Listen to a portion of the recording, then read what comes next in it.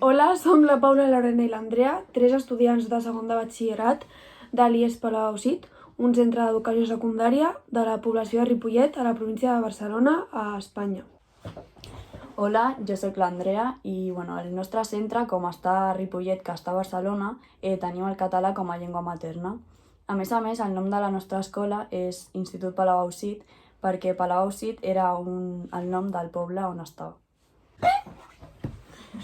Hola, jo sóc la Lorena i al nostre centre a més treballem el català els dimarts a l'hora del pati amb parelles lingüístiques, on un jove ensenya català a persones o alumnes que no coneixen el català, ja que no és la seva llengua materna.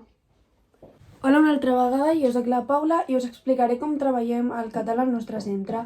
Ho fem d'una manera interactiva mitjançant el model de l'institut, on allà pengem tasques i fem debats de rigorosa actualitat. A més, quan al nostre centre arriba Sant Jordi, fem una mena de jocs florals, on tots els alumnes han de presentar un treball, ja sigui audiovisual o escrit.